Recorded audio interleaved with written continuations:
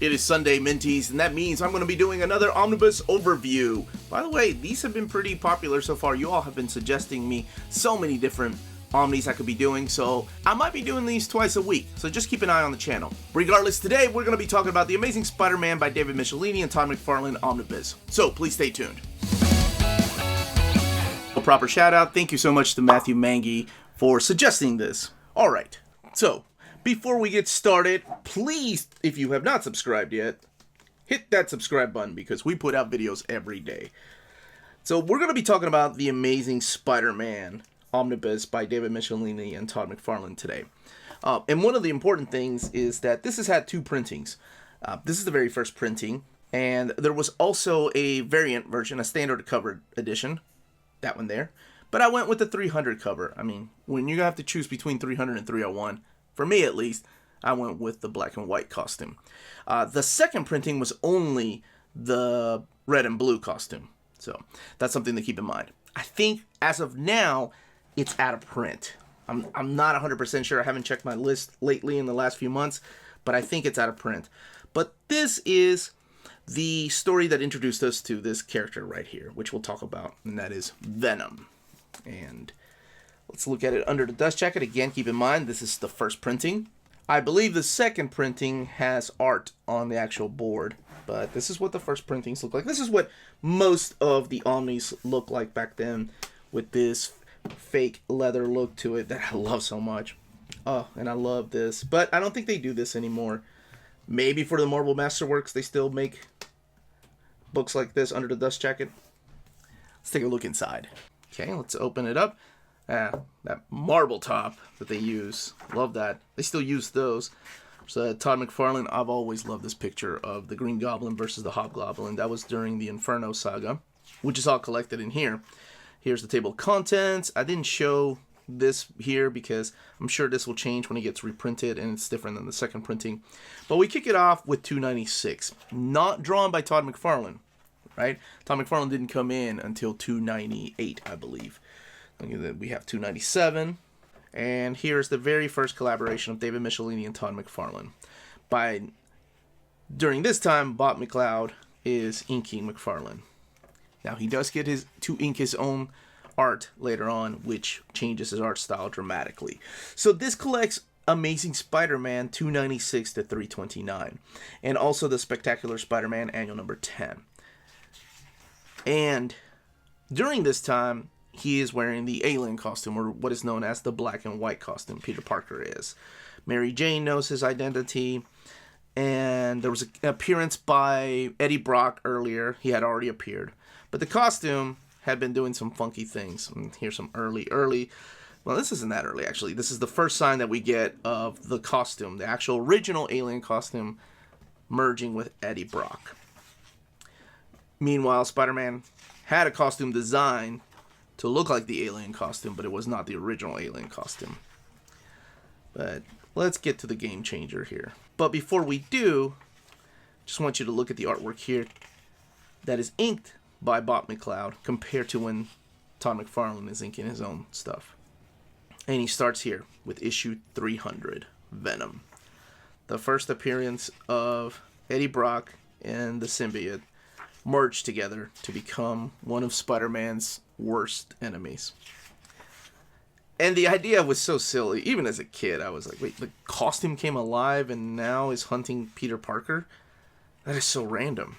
But visually, oh man, MacFarlane, I don't know.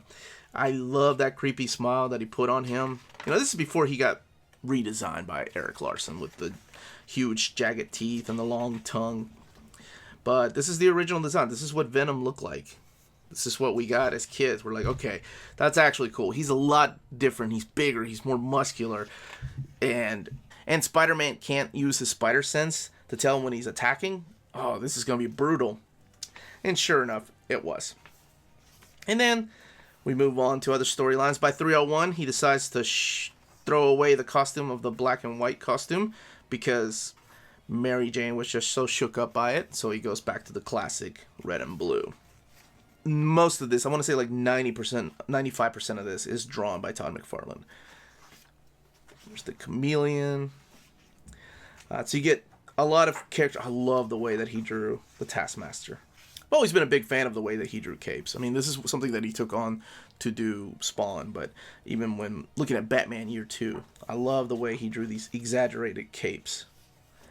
And another thing that he did that I didn't talk about was, he changed the way that Spider-Man looked, like, as far as what we were used to. He did this thing called the spaghetti webbing.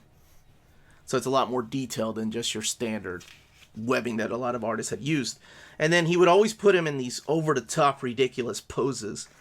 And that was a lot different for anybody that was reading Spider-Man at the time. Whether you like him or not, he really changed Spider-Man forever. I mean, there was a reason why one of the #1 best-selling comic books of all time was the Spider-Man #1, which takes place after this. There's his Green Goblin. Now, since this is out of print, there is an Epic collection that came out. It's just called Spider-Man Venom. And the mapping on that one is a little bit different. As a matter of fact, I don't have it. But I want to say the first printing of that was done by Quad Pro, so it was really, really bad. Like, it was flimsy cover. But they've had a reprint recently. And that reprint is a lot better, is built better. So, that particular collection collects Amazing Spider-Man 295 to 310, Annual 22, Web of Spider-Man 33, and Spectacular Spider-Man 133, which is a different mapping than this, of course. And damn it, there's Venom when he comes back. I want to go back and get it because it has that one extra issue. It kicks off with 295, whereas this kicks off with 296. Here's the Thing when he was going through his own metamorphosis, so he looked a little bit different. There's Eddie Brock visiting his house. By now, you were probably more familiar with the art style that he took on to do Spawn with. This kind of art style. He has evolved to that level of just what a lot of people are familiar with him. There he is again with exaggerated capes. I don't care. I love him. Probably, to me, I get this question a lot. Who is your favorite artist? And a lot of the time, I base it on who they draw or what the characters they draw are.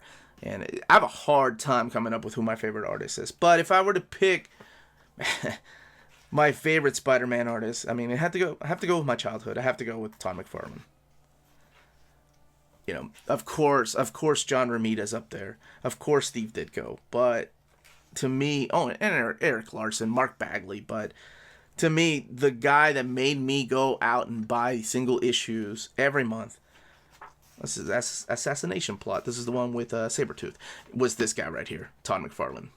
So much so, and I think this is when I started buying them monthly, was because Sabretooth was in this one. And he didn't even draw Sabretooth. He only did the cover because Eric Larson was the fill-in artist for this. By the way, there were visionary trade paperbacks of these that left this issue out, and I hated that. It's part of the Assassination Plot. It's literally part 5, and they left this issue out, just left the cover in there and giving you a synopsis of what happened because he didn't draw the inside. I was so upset about that. So I'm glad that in an omnibus format, we have it complete. We have the complete story, whether he drew it or not. You saw the beginnings where he wasn't even the artist then. Now, after this, he went on to do his own series. He wanted to have more control. Here's the infamous fight with the Cosmic Spider-Man and Hulk. He wanted to have more control over the character and his storylines. This is during the Acts of Vengeance, by the way.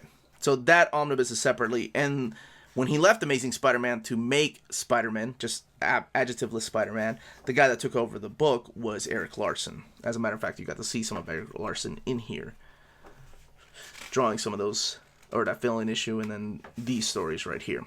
Oh, and here's where they put the Spectacular Spider-Man annual. His little part that he did with the Prowler, who, you can probably tell, looks a lot like that Image character with a couple of skulls on his cape.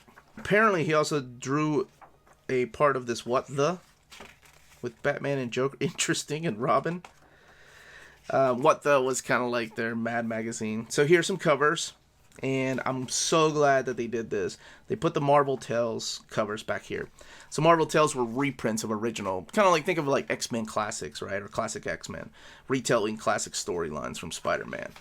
With the new artist doing the cover. And that's what he did. He did the cover for these Now, this book and the reprint, and I'm sure when it gets reprinted, has 856 pages. And if you want to continue reading The Adventures of Spider-Man, it leads into the Spider-Man by David Michelinie and Eric Larson omnibus. And if you want to continue following Todd MacFarlane's artwork, that leads into the Spider-Man by Todd MacFarlane omnibus. I've always loved this piece right here because it's Eric Larson doing the red and blue and Todd MacFarlane doing the black and white costume. Love it. And this is... Okay, I have one more thing. Sorry, I talk so much on these things.